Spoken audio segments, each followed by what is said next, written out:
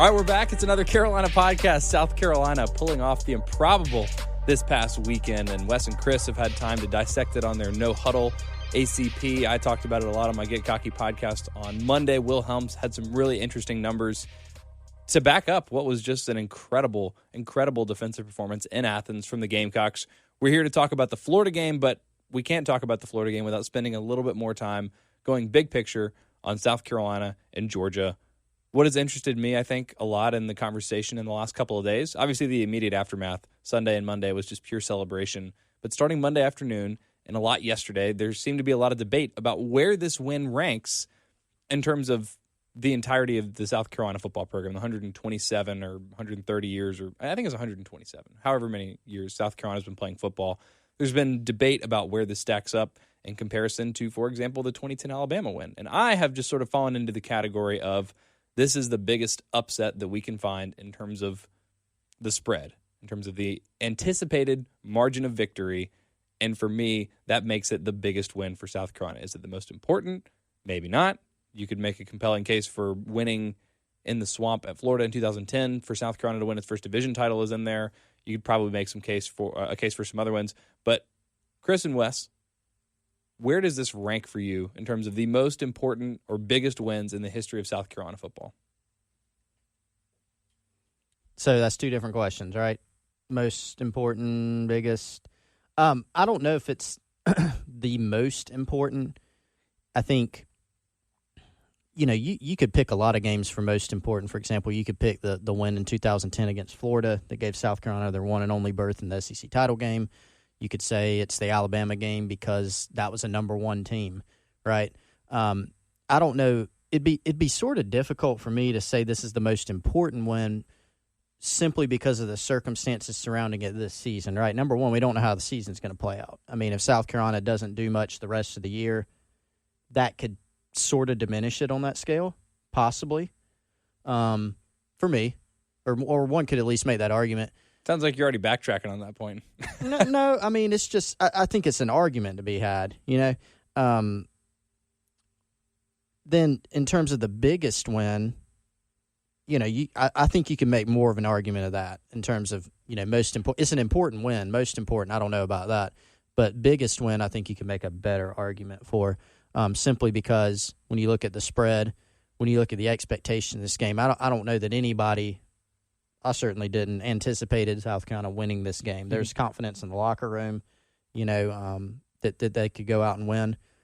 I think we saw some of that before the game, that this was a team that was actually pretty confident in their abilities, and I think that helped them on game day.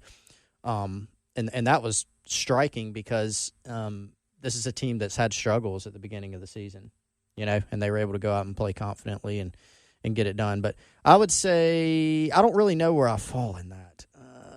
But you really think that it depends that much on how the rest of the season goes? Because I would argue that regardless of how the rest of the season goes, if Carolina goes on a huge winning streak right here, which we can talk about, if South Carolina gets a win against Florida, they have 3 very winnable games. After that, you go at Tennessee, and I guess Tennessee just won an SEC game, which surprised me and was really sad because I was hoping they'd go over. And then you have a Vanderbilt team who's one of 3 teams in the country that's yet to even cover the spread, including losing by 24 points in a game in which they were 15.5-point favorites against UNLV this past weekend. And then you have App State, who's probably the best of those 3 teams, but at least you have that one in Williams-Brice. You're talking about Carolina maybe going on a nice run here. Even if they don't do that, though, and even if the season continues to be up and down, I feel like that win will still stand out, and Carolina fans will look to it and say, that was the year Carolina was 5-7, but it was the biggest upset in program history. Everybody got the marquee win that they were looking for from Will Muschamp. I feel like regardless of how the season goes, that win is going to stand the test of time. I don't think there's even an argument against that it's the biggest upset, right? I mean, from a literal standpoint, it was definitely the biggest upset in program history. Not Alabama people on message boards, so shut up. I mean, that game line-wise was not 6.5. Yeah, I mean, that was a good team. That was a good South Carolina team. Yeah, they were 19. Maybe in the country, this one right? is too, or 20. But they were ranked talented. going into that Alabama game. So we're all in agreement. It's the biggest upset. Sure. Yeah, that's an easy. So where are you at on as far as where it ranks? I mean, I think so because of a conversation that we had last week where I think we all kind of agree that progress for a college football program is not linear, and sort of where I've landed on what needs to happen for this season to be a success for South Carolina isn't as much about Carolina going 8-4 with losses to Georgia, Alabama, Clemson, and then one of like at Missouri, at Texas A&M, or Florida. It's more about who can you steal or from whom can you steal a win. So for South Carolina, until they're in that position where they were in the early teens, where they're actually a legitimate contender for the SEC, when they're really battling it out with the heavyweights and arguably a national contender, it doesn't matter as much to beat those teams that you have to beat. Like an egg laying against Missouri isn't as costly when you're kind of a middling team, at least not compared to how beneficial it is to have these games where you all of a sudden show up and basically knock off, Georgia's national championship hopes. I mean, they could still win out and obviously represent the East and have a chance at the SEC championship, in which case they would probably be in the playoff. But this throws a huge wrench in everything. The first major wrench that has been thrown in the national championship discussion this entire season. And so for me, I mean, I feel like it's the biggest win in my lifetime. I can't speak to maybe, people that remember the Florida State game in 1984 when Florida State came in here ranked like number 3 in the country or whatever, and Carolina whooped them. Like maybe that was bigger, or the 1981 upset in Chapel Hill. A couple of those games. But for me, for my money, in my 26 years on this earth, that's the biggest one that I've seen. See, I still lean back towards Alabama just because the Alabama win, obviously, just because we talk about South Carolina's program in terms of can they compete for the SEC East, and the only year they've actually won the SEC East, the only year they've represented the East in the SEC championship game was the year they beat Alabama, and they had to beat Alabama to, which then you get to the point of, you could say, the Florida game that year as well, going on the road to the Swamp, but that really wasn't a great Florida team that they beat. I guess as far as the circumstances around the game and what it meant, you make the argument, but as far as just beating an upper level team and what it meant for the perception of the program.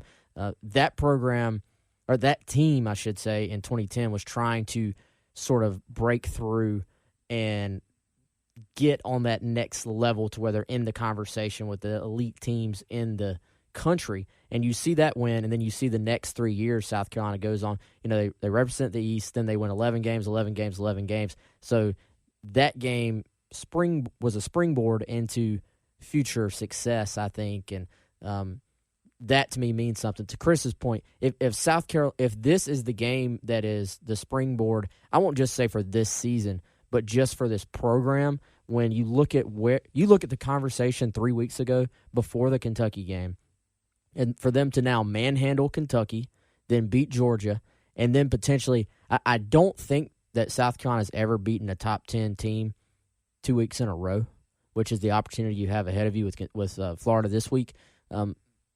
It could end up being the biggest one based on what South Carolina does. And, the thing about that Alabama win that's always going to sort of be, it still obviously counts, but the fact that they lost to Kentucky the very next week in a game that they were up big, that always sort of is not an asterisk, but that always sort of pops in my mind when I think about that win. So this program, we talked about it all offseason, how Muschamp needed that marquee win.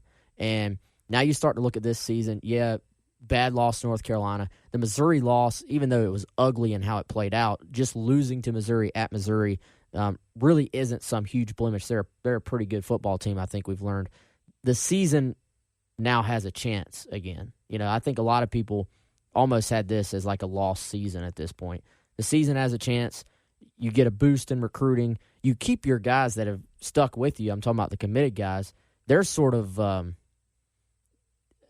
rejuvenated, I think, was something like that. And it gives them a little bit of juice with their friends, juice. Who are maybe giving them hell about being committed to South Carolina when things were going bad. So I think this is exactly what the program needed, where it stands traditionally.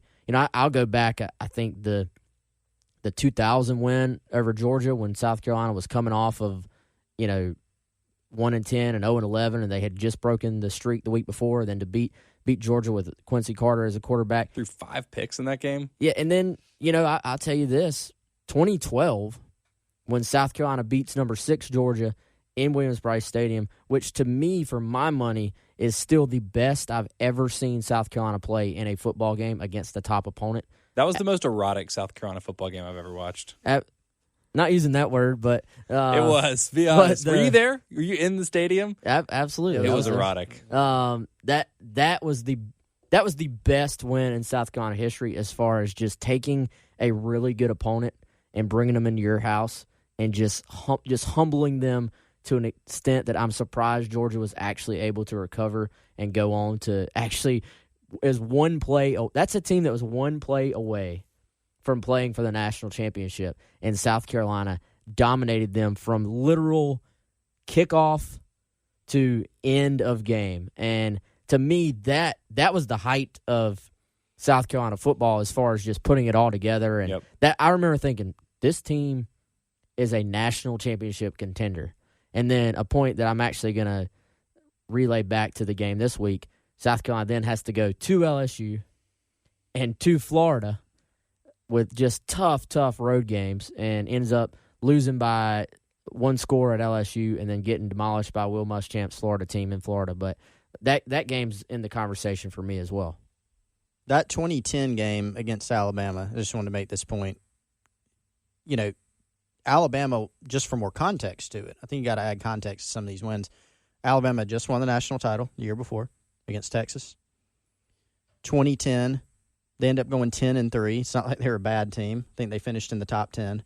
They win their bowl game against Michigan State by 42. And then in 2011 and 2012, they won the national title again.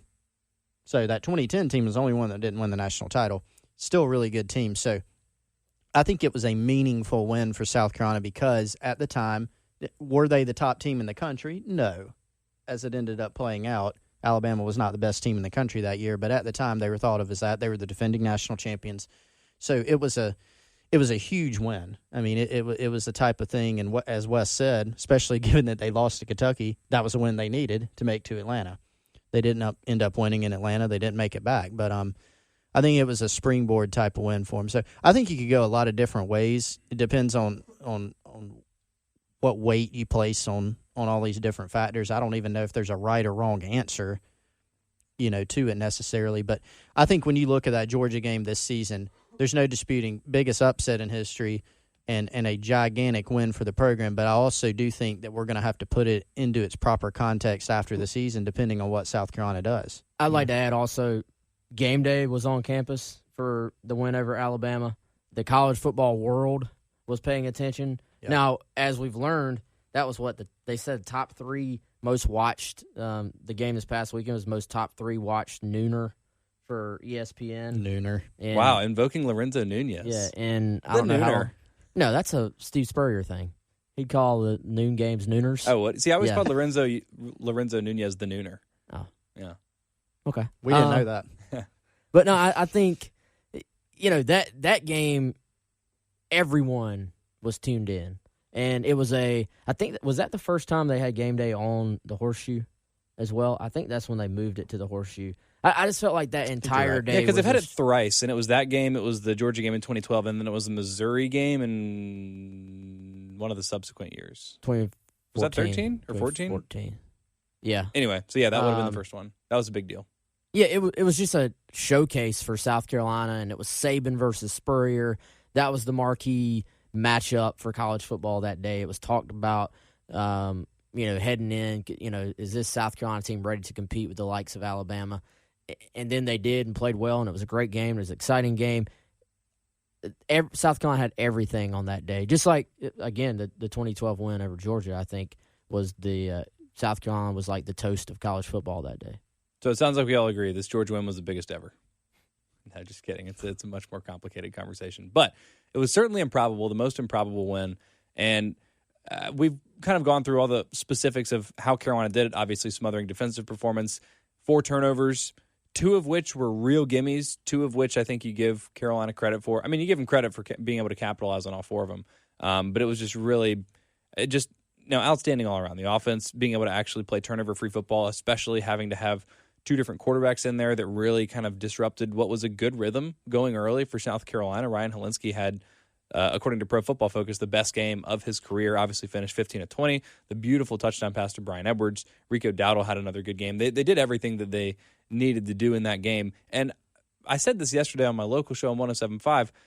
For me, it felt like this Georgia upset started 3 weeks ago against Kentucky, just in terms of this team having an edge and having an air of confidence about them that we haven't seen them have all year, that was desperately lacking in that Missouri game, that was desperately lacking in that North Carolina game. They have newfound energy. They look like a completely different team, and they're playing better. Javon Kinlaw said as much yesterday before Will Muschamp's press conference when he was asked what the difference was for this defense, and he just said simply mindset. And I think that gives you hope for what the rest of the season could be for Carolina. I'm not ready to. It is still mathematically possible, but I'm not ready to have the conversation about South Carolina still being in the East race, now having an important tiebreaker over Georgia. They're a long way away from that actually, really like needing to come to fruition. But like I said earlier, you look at this final stretch now, you have Florida, and that's at home. So when you talk about the letdown after the emotional Alabama win in 2010, part of that is you're going to Lexington. Now you're coming back home to Columbia in front of a home crowd that's going to be raucous. To reference Javon Kinlaw's comments again yesterday, I think his advice to fans was to wake up at 3 or 4 and start drinking and then come out to the new game. Huh? Oh, that was Donnell? Yeah. So wake up at 3 or 4, come drinking, and be loud and be crazy. I think that's going to make a huge difference. And then 3 winnable games, and then a Clemson team that, by the time Carolina plays Clemson, Carolina will have played either 6 or 7. They'll have played 6, and Clemson will either be their 6th or their 7th top 25 team. And I think there's a good chance that will be the first team that finishes in the top 25 that Clemson plays this year in South Carolina. What were the odds of that coming into the season? That Carolina was going to be the only legitimately good team that Carolina was going to play, or that Clemson was going to play. And well, I mean, pretty good. Pretty good. Well, but you figured Texas A&M, you thought maybe Syracuse, and there were a couple other. But I mean, it's just Syracuse. But that was the thing. Syracuse was like the throw-in. It's like that's the team. Who are you going to pick? Syracuse, I guess. Just because of last year. I mean, just because 2 years ago they upset them, right. And then last year they gave them a good game, but they lost their quarterback. But with both quarterbacks, because Bryant was out for that game, and then Lawrence got hurt, and then it was obviously the Chase Bryce show the rest of the way. So there were some extenuating circumstances in that. But point is, South Carolina could win their next 4 games. They're right now like a 5.5-point underdog to Florida. They're going to be a favorite against Tennessee. They're going to be a double-digit favorite against Vanderbilt. The App State game is at home. I would imagine Carolina will be a slight favorite in that. There's no way that App State will be a significant favorite either way. So they're not going to be significant underdogs until they play Clemson. And again, Clemson has very much sleptwalked through the entire season. So I really have no idea what to think about that football team. And now you're talking about a scenario where 8-4, maybe even 9-3 is not outside of the realm of possibility. And when you couple that with the Georgia win as really the catalyst for this, and maybe like the Kentucky is the catalyst for this Georgia win. I mean, the turnaround that could happen here in the back half of the season is extraordinary and unprecedented. And to your point, Wes, considering where this fan base was 3 weeks ago, I mean, it's just completely unimaginable. Yeah, and I think my big thing from the last 2 games is that we're starting to see this defense just sort of mold into what I think we all, or at least I thought it could be preseason. And I wrote this on the site. I think we're seeing finally this defense look like it was designed to look. From a schematic standpoint, this is how a Will Muschamp defense is supposed to look. And I think you look at how it's designed. First and foremost, stop the run is top priority. Most of the time, obviously game to game, matchup to matchup, things change. But for the most part, they're going to have an extra guy in the box. Stopping the run is going to be top priority. But there's also always going to be at least one safety back. This is not a defense that's designed. Some defenses are designed high risk, high reward. This defense is designed to take away the run and take away the deep ball. There's going to be some intermediate throws. There's going to be some throws maybe down the seams from time to time. Those are going to get hit. But I think in the past, we've seen when South Carolina didn't quite have the dudes to sort of execute this defense the way it was designed in a perfect world was too many missed tackles. So taking away the run from a number standpoint, extra hat in the box, that sort of gets negated when you start missing multiple tackles on a play, and what could have been a 2 or 3 yard run becomes an explosive play. Then I think back end wise, if your whole thing is take away the deep ball, but then opponents are able to get explosive plays in the passing game by hitting the intermediate balls or even the quick screens on the outside and then missing a tackle or there's a bad angle, that becomes an explosive play anyway. So I think by design, when you have those things added in, then the defense can struggle. But then turn it around, what we're seeing right now is good defensive line play, borderline great defensive line play at times. That is allowing the linebackers to actually make plays without the offensive line getting to them. I think we were hard on linebackers last year, rightfully so. They didn't play great, but a lot of that was because of what was going on in front of them. Now, they're not. The ball isn't snapped, and then there's a guy in their face right away. They're able to actually maneuver, attack the line of scrimmage. They're playing fast. So then those two things go hand in hand. Now the secondary.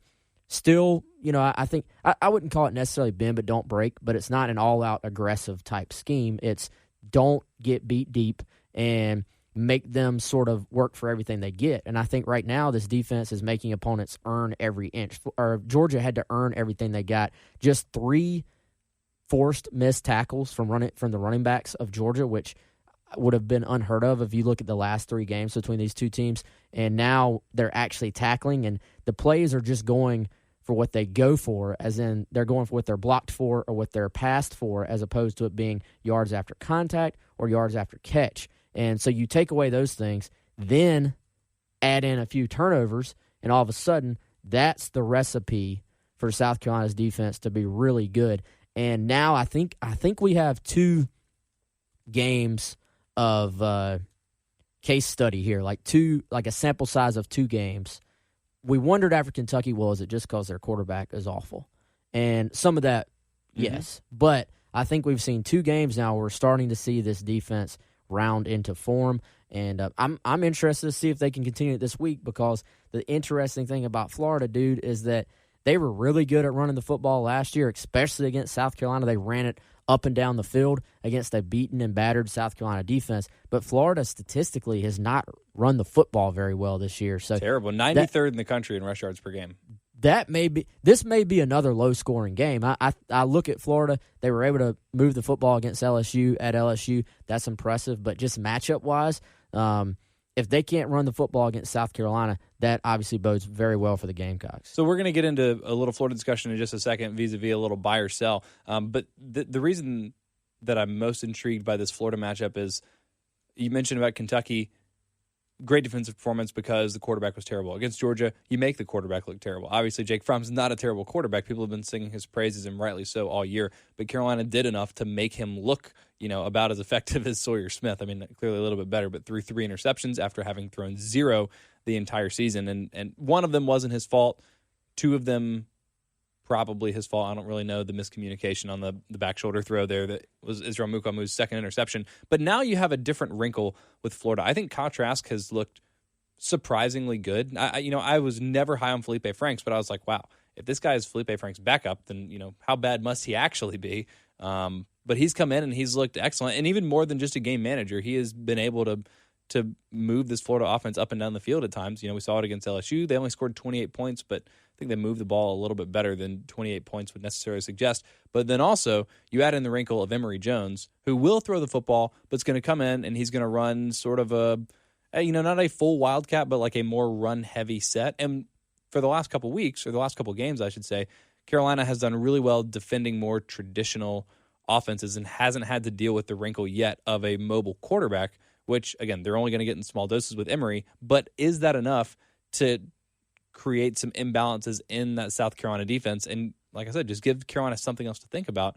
I think that's going to be something that's really interesting to monitor going into this week. Yeah, Trask has been impressive. At the beginning of this year and through maybe the first 2-3 games, I thought Florida was a pretender, sort of. There are 2 teams that I sort of thought were pretenders in the league.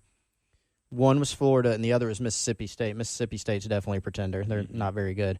But Florida has been better than I anticipated. Their defense, remains pretty salty, even though I'm very skeptical that their 2 ends, Greenard and Jabari Zuniga, are going to play, which would be significant for South Carolina. That would help them a lot. Yeah, Zuniga didn't play at all in that LSU game. Right. They tried to give it a go, and they couldn't. Greenard had to leave the game. But, those two guys are really good. But even without them, Florida has some guys, right? And they're going to be very aggressive. They've got two really good corners, probably the best corners that South Carolina will see this season, with Marco Wilson being one of them, C.J. Henderson the other. Fast cover guys, they're going to be aggressive. But their offense has really been the thing that I think has been the surprise. Trask has looked really poised. He's been accurate. He moved around in the pocket well against LSU. They didn't get much pressure early. Later in the game, they turned that on a little bit. And they were score for score with LSU, which is impressive, especially in that environment. You mentioned they scored the 28 points, but they had other opportunities. One of their touchdowns was a ball that Emory Jones threw up, and it should have been picked, and it ends up in LaMichael Piron's hands. Yeah. But they had another couple opportunities later in the game and didn't cash in the red zone, and that was really the difference for them. But this is a dangerous offense, and Dan Mullen, he's a really good offensive mind. He's going to scheme to get the ball in their playmakers' hands. And when you look at P. Ryan's a very good runner, even though they haven't run the ball very well, but they got some guys. Van Jefferson, Tyree Cleveland, Trayvon Grimes, Kyle Pitts, their tight end is going to be a problem. That's going to be a big storyline in the game because South Carolina has been playing a lot more three linebacker looks, and Will Muschamp's admitted that can cause you some issues sometimes in coverage. So Mullen is going to try to isolate Kyle Pitts against the safety or against the linebacker, try to get him open. So that's something South Carolina is going to have to be ready to counter. But the biggest key for me, South Carolina's got to win up front again. They've got to continue what they've done the past couple weeks, really the past few weeks, even the Missouri game you can count. They've got to stop the run, number one, and they've got to put pressure on Kyle Trask and force him into mistakes. Well, let's use this to transition into buy or sell because that's our first buy or sell today. That's the key. That was the key for South Carolina against Georgia. That's been the key all season. And as you mentioned, Wes, that's where this defense starts. But before we do that, and before we have Chris tell us about the Bishop team, let's review last week's buy or sell. You decided to keep track of this the first week that I was just really terrible because I've been killing it all year. And then you're like, oh, let's keep track of it. And then you could have kept track. Huh? You could have kept track. I just don't need to because I know how good it's been. And now you just want to make it public since you and Chris went 100%. But go for it. Have your moment of glory. All right. So me and Chris were 3 for 3, and Pearson was 0 for 3. Thinking that about says it all. No, we had we had what? So Georgia rushing that they would be held below their average, which was 250.0. Yeah, 250 rushing yards per game. They were at what, 172? Yeah, 168, 170, somewhere in there. Sell for me and Chris. Buy for Pearson. That Helinski would throw for more yardage than Jake Fromm. Which we should throw that one out because Helinski got hurt. Sell. Buy for Pearson. Wes was unconvinced. Yeah. And then he's keeping it. That South Carolina would cover the spread, basically. Yep. And we bought. And I sold. Yes. Yep. So. All right. So moving on to this week. So tell us about the Bishop team. Yeah, Terry Bishop of the Bishop Real Estate Group. 36 years of real estate experience and a former Gamecock quarterback and current huge supporter of the program. So if you want to buy, sell, invest in real estate, you got to get a guy who knows what he's doing and a Gamecock guy. So Terry Bishop's an easy choice for that. 803-665-1442. Check out his Facebook page. Lots of real estate information on there. Facebook.com/The Terry Bishop Team. We thank him for helping us out with our football coverage this year. All right, so this is where we started last week, and I don't like to repeat things because I like to keep it fresh and original and unique, but because it's going to be such an important part of this week's game, and because there is an interesting wrinkle, as I mentioned earlier, that Florida will throw at Carolina in terms of the rushing game that Georgia and Kentucky didn't necessarily have, although I guess Kentucky ran a little bit of Wildcat with Lynn Bowden. Florida is averaging about 140 rushing yards per game. We're not going to do exactly last week, which was buy or sell. South Carolina holds Georgia to below its rushing total. Wait, was that it? Was it buy or sell? Carolina holds Georgia to below its rushing total, right. And y'all both sold it. Or yeah, rushing right. Yeah, that's correct. But y'all sold that Carolina would hold them to, so y'all got that one wrong actually. So I got that one right. No. The way I don't remember the way we worded it, but we definitely said under. No, it's not under. It's by their itself. season average. Yeah, but I'm saying the way we listened to how we explained it. Did we? Yeah, there's. I remember it too. There's. I mean, dude, I don't care. The season average. The season average was 250 rushing yards, Right. and so your question was, will South Carolina hold them to under their season average? Yeah, and which you said they did. sell, which means I got it right because it sounds like y'all were saying that they wouldn't, and I was saying they would. I was saying. I know we just Wes and listened I to were this, but now saying they they would hold them to under 250 yards, which they did. Y'all are cheaters. Whatever. Buy or sell. South Carolina holds Florida to fewer than 100 total rushing yards. They're an abysmal rushing team. Famous last words. I don't know where. Yeah, right. What was it 370 yards on the ground last year? Something like that. It was So we're insane. going with 100? 100. Yeah. So they average 140. Carolina held Georgia to about 75 fewer rushing yards than their per game average. Can they do that again against Florida? I'm selling that. Ooh. 100, that's... They only average 140. Yeah, And so Carolina's 40, got above average rush defense. Yeah, they do, but there's so much talk about how good South Carolina's defense is right now. You think Javon Kinlaw is going to turn into a pumpkin in the next 3 days? No, but football, you have a different team out there every week. Like, you can't just say, well, they stopped the run great one week. They're definitely going to stop the run great this week. Florida, I think, will hit some plays, and Dan Mullen always has a few tricks up his sleeve. Muschamp obviously speaks very, very highly of Dan Mullen as a play caller. They rushed for 300-something yards on South Carolina last year. Not that it's the same defense at all, but Or the same offense. 100, holding an SEC team to 100 yards rushing, that's tough. I think Florida will get there. So sell, right. So I think Florida will go over 100 yards rushing. Yeah. Okay. I'm on the same page with Wes on that one. So y'all are both selling. I'm going to buy it. So you do not agree that Georgia is like 70 yards per game on the ground better than Florida? No, I think you're looking at it way more analytical than I am. Mm-hmm. Like, I'm more thinking about the fact that these are human beings, and I just think that I think Florida will have success on the ground this week. Period. I don't really know exactly. No reason really. Just here's my real rationale, other than just like this really weird kind of mental gymnastics of is Georgia like 70 yards better on the ground.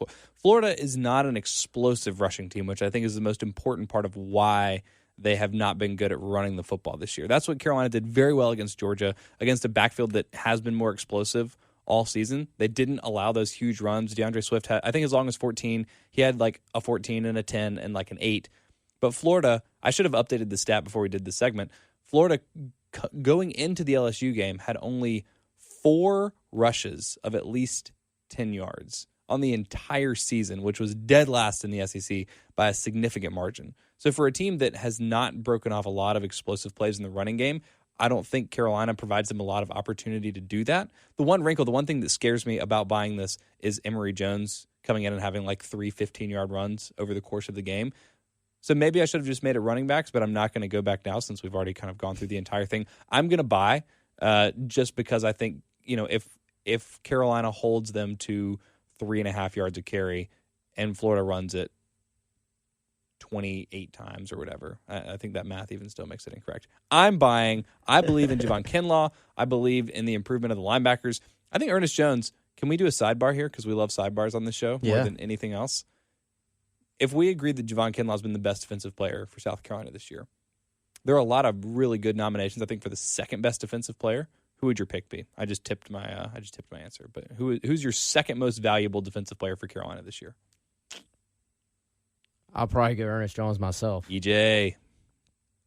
I like the energy he's brought, leadership qualities, even as a sophomore, has allowed T.J. Brunson to move to Will, which I think he feels and seems more comfortable there. And we talked about it for whatever reason, whether it's because of D-line in front of him or not. Linebacker play just didn't seem great last year.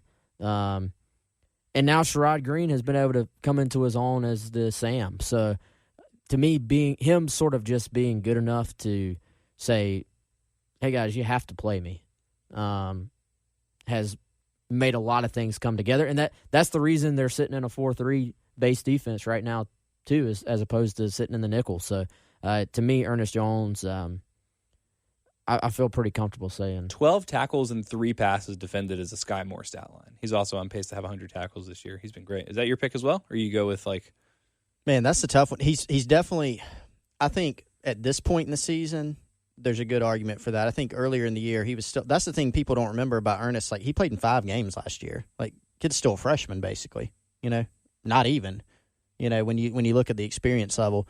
He's certainly been one of the more valuable players for the reasons that both of you guys laid out, production, plus the fact that he's given them that flexibility, to move TJ over. TJ had a really good game against Georgia, too. I mean, he did a great job filling, making some tackles in space, things like that.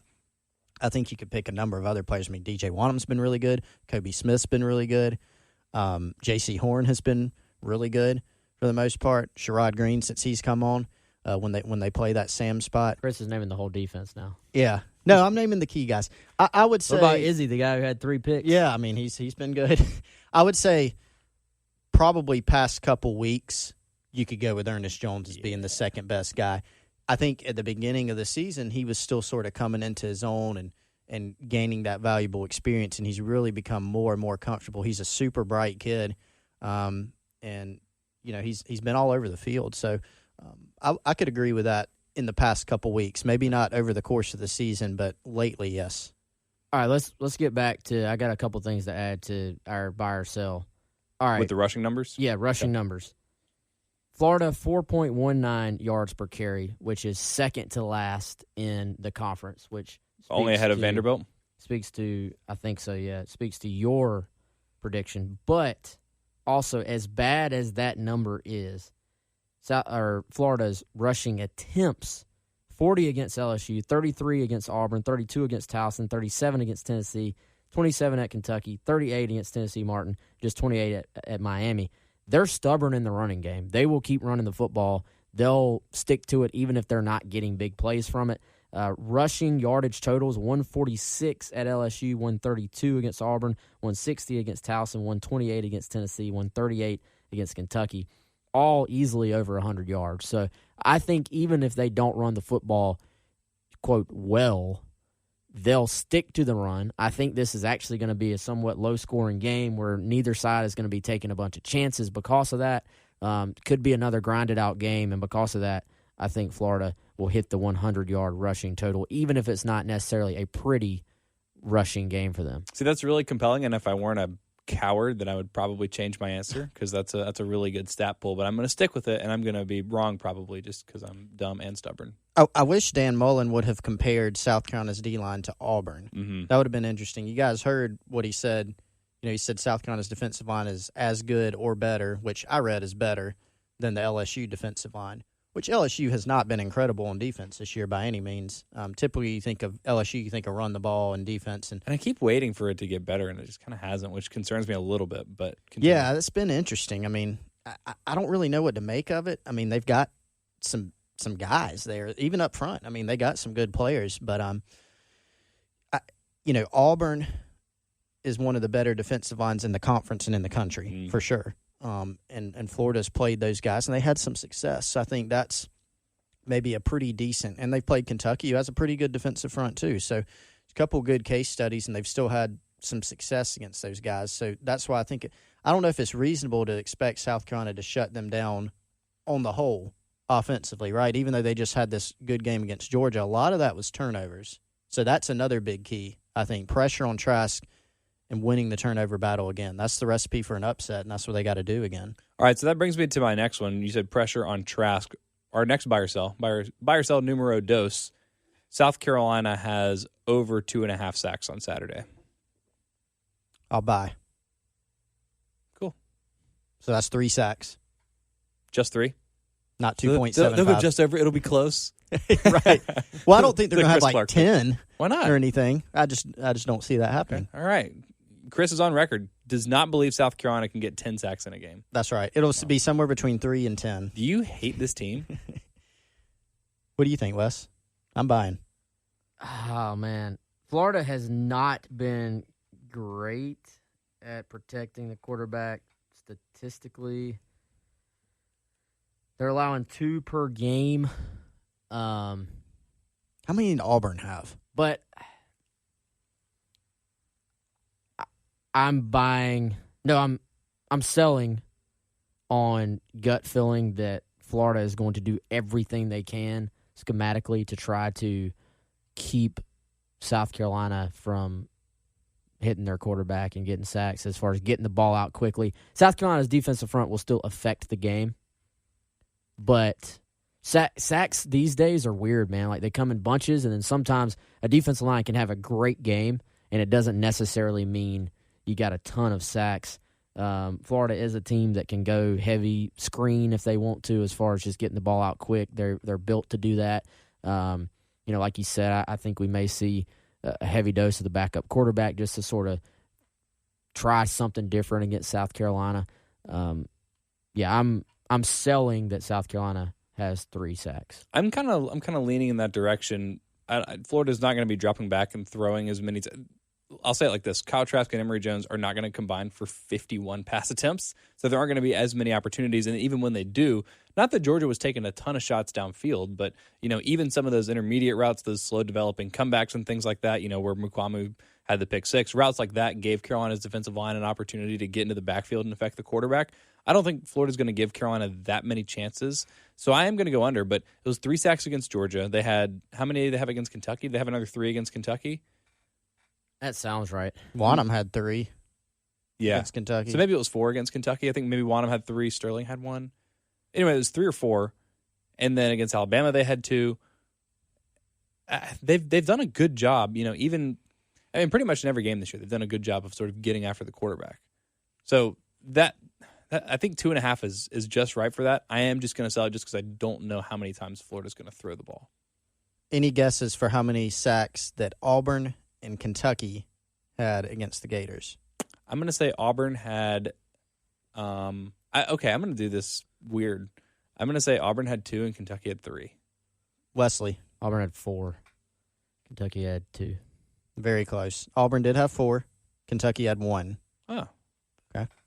So I was just using that as a study, on you look at the other teams. I mean, I didn't count Tennessee. I didn't count Miami. I certainly didn't count Towson. I didn't even look at LSU to see what they did against the Gators. Would anybody like me to effort that one?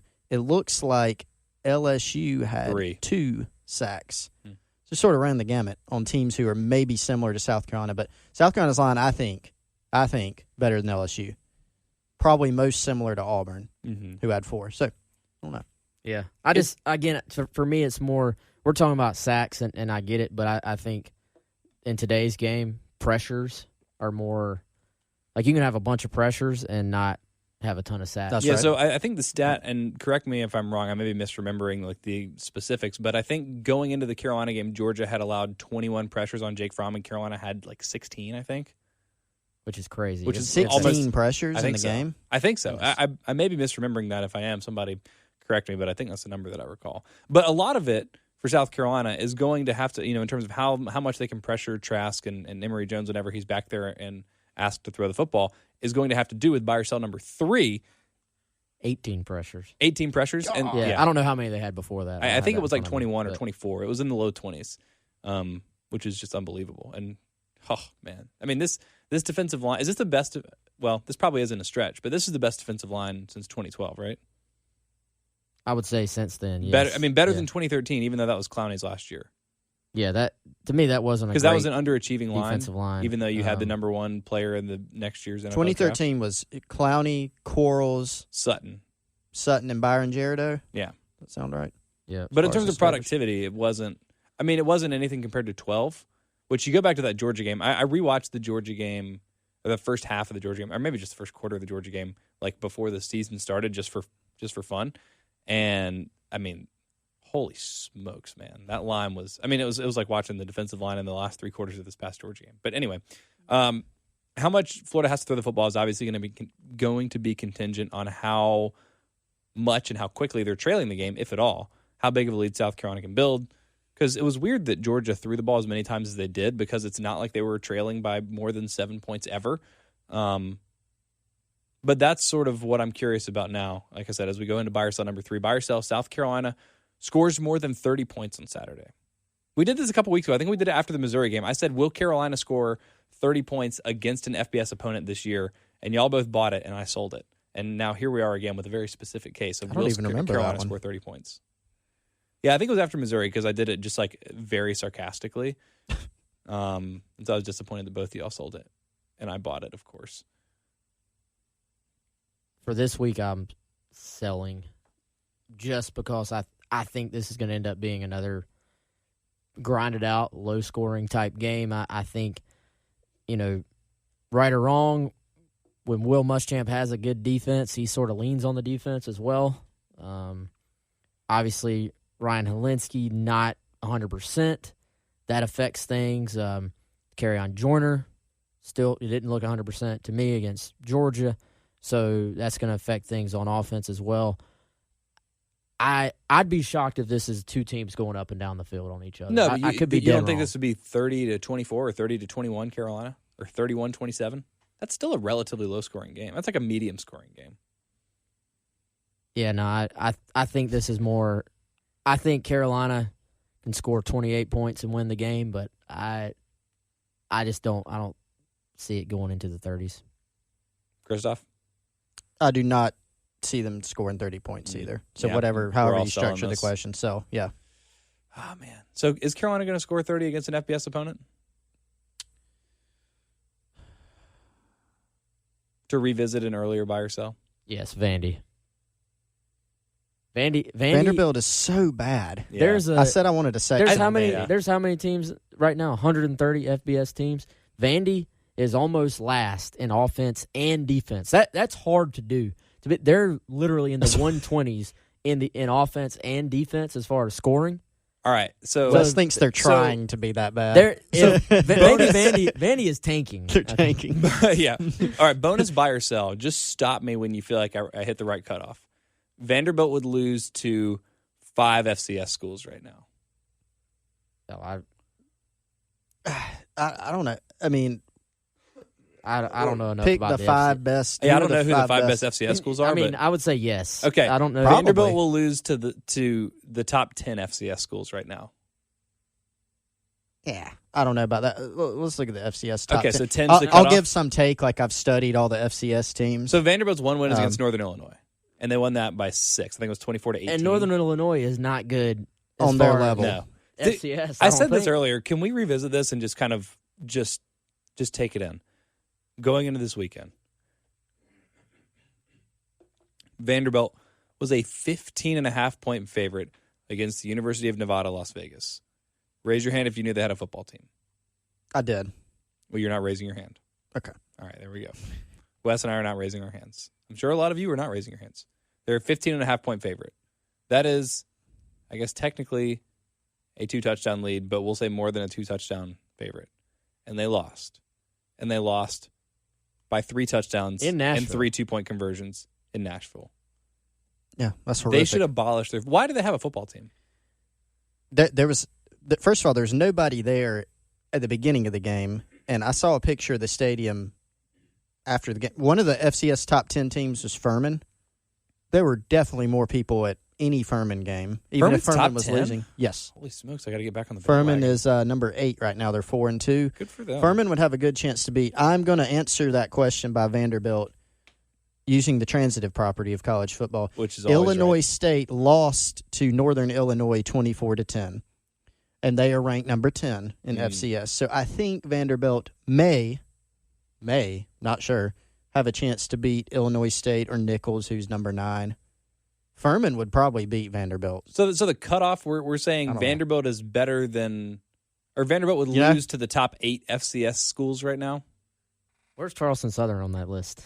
They're probably like 110. Wes, come on. I think they're like a legitimately horrible FCS I team. know that's all. Sorry if there's I'm not sorry. Charleston Southerners listening. You know what? If they're Charleston Southerners listening, I promise we're not football fans. I If have they are, another they have other stat problems. about Vanderbilt's loss to UNLV as well, though. UNLV. I did know they had a football. Now this is You according didn't raise your to hand. our friend Chris Lee at VandySports.com on the Rivals Network. Does an awesome job covering Vanderbilt.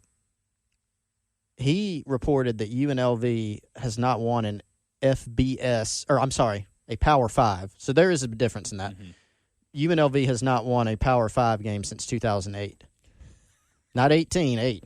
2008. So, oh man, I was still in high school. Now UNLV is in the Mountain West, so they're a group of 5 programs, so it's not like you expect them to start racking up all these Power 5 wins. That's at least like 10 to 12 chances, and they're not scheduling Alabama every year. Right, so that's very bad. And yeah. All right.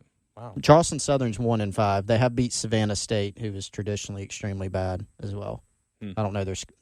Would Vanderbilt lose to any D2 teams? No. Where would we be on a depth chart? At Vanderbilt? Yeah. Dead last. You think? Yes. Don't go there. I feel like Wes would be kind of a 6 slot receiver. No, dude. And Chris, you could kick or punt or something. You're a soccer player. I can't kick the ball very well. Really? No. No. Well, kicking is in soccer you need to be able to kick. Let's train Wes. We'll send him back to Vanderbilt for grad school. We'll pay for it and just see if he can make the football team as an experiment. Do it for ACP. People are going to start turning off our podcast soon. But one more Vanderbilt thing: will they win another game this year? Hell no. I don't even care who they're playing. They're not even going to beat the open week. They have one opportunity. They do have an open week. They have one opportunity in my mind to win a game, and that is East Tennessee State at home, November 23rd. No respect for my brother East plays Tennessee them in State. soccer in 2 weeks. East Tennessee State is 2-4. That's more wins than Vanderbilt, who has one win against Northern Illinois. Yeah, I'm going to say no. They're tanking. They're tanking for Jordan Birch. That's what happens, right? They lose all their games. They get to draft Jordan Birch number 1 overall. Rough. I wouldn't wish that on anybody. Okay. All right. Well, this about does it for, I think, unquestionably the greatest buy or sell we've ever done. Or the worst. No, the best, I think. I think we've offended Vanderbilt fans and Charleston Southern fans and hopefully the majority of people listening, because that's at least my aim. I know y'all are more sensitive to that, but I like to make people mad. All right, that does it for that. Florida game's on Saturday. How do y'all feel about that game? Is Carolina going to win? Man, I've been going back and forth on that all week. It's just Chris thinks it's going to be close. Exactly. Hey, let me jump in this thing. You mentioned Kyle Pitts earlier, tight end for Florida. Yeah, he good. I think this guy, that's like one of my 5 keys to this game is going to be for South Carolina to find a way to cover this kid, because we've talked about the 4-3 defense and how it's South Carolina's base now and how that's really worked out well for them, obviously, so far. But the teams they've played so far really haven't had a dynamic guy at tight end. And as far as since the last 2 games, they played Alberto, and he did nothing. But they weren't in this whole 4-3 mindset yet. Yeah, that was after Missouri. But even still, that surprises me, actually. I didn't even think about that in the immediate aftermath, but Alberto did nothing. Yeah, so this guy's 6'6", 239 as far as what he's listed at on the Gators website. And, Muschamp talks a lot in the past about Carolina's tight ends and how defenses don't know how to count them, as far as, do you count them as a tight end? Do you count them as a wide receiver? Kyle Pitts is a guy they move around a lot. Sometimes he's flexed out wide. Sometimes he's in line.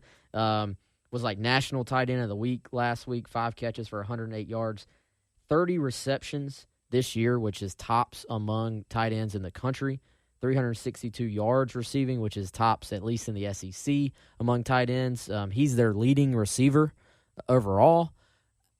That's a matchup problem that South Carolina's going to have to solve, I think, as far as how do you match up with him. When you're with South Carolina's scheme, when you're in nickel, then, with Florida spreading you out, you probably end up with a safety matched up on the tight end. If they're in a 4-3 with one of the safeties is probably going to be down on the slot receiver, that probably leaves you with one of these linebackers matched up on the tight end if they're in man coverage. So I'll be curious to see what they do there. Does it mean play more zone? Does it mean, you don't really bracket tight ends very often, I don't think, but maybe you do down near the goal line. that to me will be sort of an interesting game within the game. How does South Carolina choose to match up with this guy? And I think he's been a big part of Florida's offense and a big sort of safety blanket for Kyle Trask. So to me, that's one of like the top handful of keys for South Carolina this week. I feel like you got to feel good about that, though. If your biggest problem is how do you shut down a tight end, I feel like that bodes well for you. I mean, if your biggest problem is the other team's tight end, they're not scoring 31 points, you know? Wow, but they've also got, you look at it, they've got Van Jefferson and Trayvon Grimes, a former 5-star, who transferred from Ohio State, and Tyree Cleveland. I mean, they got some receivers, I like too. the Swain kid, man. Swain's good. That dude is quick. He scares me more than those other guys, Hammond? honestly. Yeah, he's fast, Yeah. man. You look at what Alabama did, not to put him on par with those guys, but just what speed has done against South Carolina's defense, and not sort of getting out of this thing where they've taken good angles the last couple of weeks, but also they haven't faced guys quite with the quickness that this kid has. So, No, I mean, these are the most dynamic playmakers on the perimeter that Carolina's seen since the Alabama game. I think. Yeah, Swain. We talked about this a little bit last week. The little. one question mark that you had about Georgia was the drop off at receiver from last year to this year. And, I mean, they still got some good guys like George Pickens as a freshman. Like, he's probably going to give Carolina fans nightmares, over the next couple of years. Like, he's going to be a really good receiver in the SEC for the next couple of years. And they have some other guys, but it is a little bit different in terms of speed. But it makes it even more curious that you have that quality of playmaking on the edge. You have Kyle Trask, who's been more than competent, and you have Dan Mullen, who's one of the more respected offensive minds in the country, and they just still haven't been able to put it together. Now, this is the classic put it all together against South Carolina, for the first time all year, but just the disconnect that's been there all season, and I mean even last year, like Florida wasn't great offensively last year. They were pretty decent, and it was kind of like as Franks goes, so the offense goes. I don't know. There's something about this offense that doesn't feel totally cohesive. Maybe it's similar to how South Carolina sort of lacks an identity. Because you're right, like they do have all these playmakers, but their first priority is to run the ball. They don't spend enough time getting it into these guys' hands, in my opinion. Yeah, So I mean, that's a good point. But I mean, they did, and their defense played great against Auburn. They caused a lot of problems for Auburn, but they scored a decent amount against Auburn, and they had their best game last week in a very tough environment. LSU has not been they've not been very good defensively, but I think it says something that they moved the ball extremely well in that game. They didn't run it great, but they had a lot of opportunities in that game. They were score for score with LSU, who's one of the top 2 offenses in the country right now, really, if you look at it statistically. So I think go ahead. No, you're making a point. I want to go next. You want to go next. So I think Florida is still a dangerous offensive team, and I think they're coming off a game in which, even though they lost, was probably a confidence builder for them offensively, and I think they are figuring things out that they can get to, and that if they get their receivers in space, if they give Kyle Trask time, they can make some things happen. So that's why it's so important, I think, for South Carolina to not make this a space game. Don't let these guys get out in space, harass Trask. That's the biggest key to this game. And Javon Kinlaw, with his interior rush, I think is maybe the key to the game defensively. It's a lot different when you got, Chason from LSU, who's a really good edge guy. South Carolina's got some edge guys. But when you get that interior rush and a guy like Trask who can move, but not like Emory Jones, if you can not let him step up or navigate the pocket as well and things collapse, we saw that against Georgia. And that's what Auburn was able to do. And that's what Auburn was able to do. And that's going to cause you problems, and that's what South Carolina has to do. And then, I mean, shoot, we haven't even gotten as much into the offense. South Carolina, I mean, can they score? Because Florida can cause you some problems there too, and South Carolina's not been dynamic. That's the best defensive. Florida's probably the best defensive team Carolina's played this year, right? At full strength, maybe. No. I still think Georgia's defense is pretty good. Yeah, they are. And Carolina looks fine when Helinski's in there. His health is going to be just such an X factor. Yeah, sure. I just have no idea, and I don't trust Will Muschamp's injury reports, because I think he said every week for an entire season that DJ Wonnum was coming back, and then turns out he was actually missing half of his leg for most of last year. I think that was unofficially reported that he had to get a leg transplant. But I don't believe in Helinski's health at this point, and that makes a huge difference for this offense, because everyone has made a lot about Joyner's performance, and it was nice. He didn't lose the game, but I mean, if Joyner's a quarterback for the whole game, I don't know if Carolina scores 10 points. And I think Carolina's defense is better than LSU's, but if Florida gets to 28, I don't know if Carolina can win this game. But let me play this out. just for the sake of parallelism and like really, I had a film professor. I might bleep this out. I don't know. But I had a film professor that called this picking gnat shit out of pepper, just like really extrapolating and a minute detail and making it a bigger deal than it actually is. We talked about Carolina beating Georgia in 2012. It's 2 top 10 teams going at it. It's at home for Carolina. Carolina gets a big win. All of a sudden, I was like, oh, this is a legitimate national championship caliber team. And then they have to go on the road to LSU, and they have to go on the road to Florida. This year, you have Florida playing at home. They get a huge marquee win against Auburn that makes everyone believe that all of a sudden they're a real like national championship contender. And then they have to go on the road to LSU and lose. And then they have to go on the road to Carolina, who's a stout defensive team like that Florida team was. There's a lot of symmetry there. Did I already tip my hand that I was going that way? Were you really? Yes. Oh, I didn't mean to steal that from you. No. Oh man, I'm sorry. Womp womp. But it's a great thought, Wes. You're brilliant. He's banging his head against the mic if you can't hear it. Oh man, that's one of my points I've been saving the whole time. Damn but yeah, it, I'm sorry. I'm with you, man. I mean, it feels that way, and we talk about Carolina being banged up. Which, by the way, we're recording this on Wednesday morning. Carolina practices in the mornings. Got a text while we were recording that Helinski was practicing today with the first team, was able to go through team period. I still don't expect him to be 100%. I think that's the big thing. Can he move around? But the report there is much more positive as the week has progressed now that he should be able to practice or should be able to play on Saturday and getting that independent of, the Will Muschamp injury report that you're talking about. But, the health status of both these teams is a big factor in this, and just how banged up is Florida coming off of that trip to LSU. Like you said, the big win over Auburn.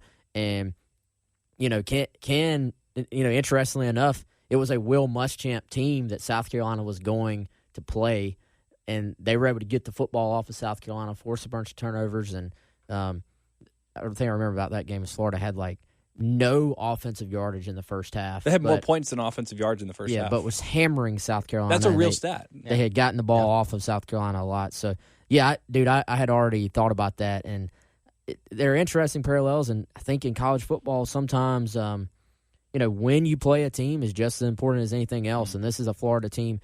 You take their known injuries with their 2 defensive ends who, Florida may have the best pass rushing defensive line South Carolina was going to face. But if they're missing their edge rushers. Yes, before you take out those 2 guys, and with South Carolina's issues protecting the passer, no sacks allowed against Georgia, but we all saw Helinski's getting hit.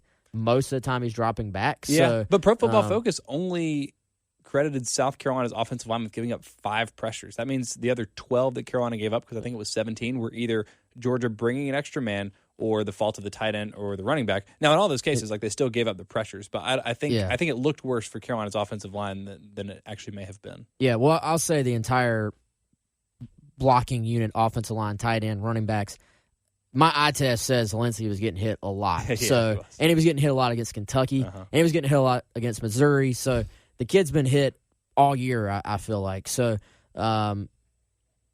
this defensive line would have given you a very, very tough test. But if those 2 guys are out, that affects things. And how many guys does Florida – everybody's banged up right now, but how many guys does Florida have that are banged up that aren't even, on the public injury list just from playing 2 top 10 teams back-to-back, going to LSU, the mental aspect of that. Now, it's almost like, oh, okay, we got through this portion of the schedule. This is just South Carolina. And I'm sure they have Florida's attention, especially coming off the win over Georgia. But it's just different. Going to LSU and playing 2 top 10 teams in a row and then going and seeing a team that is 3-3, mindset-wise for a team is probably just a little bit different. So I think some of these other aspects really play into South Carolina's favor. It's exciting. This should be the most fun, and we'd just like to do this because we're talking heads, or at least I like to do this. But this could be the most important game played at Williams-Brice since Will Muschamp got here. There's a lot riding on this game, and fortunately for Carolina, there's a lot more to gain than there is to be lost in this Florida game. But I think it's going to be electric, even though it's a noon game. I think it's going to be electric. Everybody, get your mimosas ready, get your Bloody Marys ready, get your Schlotzsky's tailgating tray ready.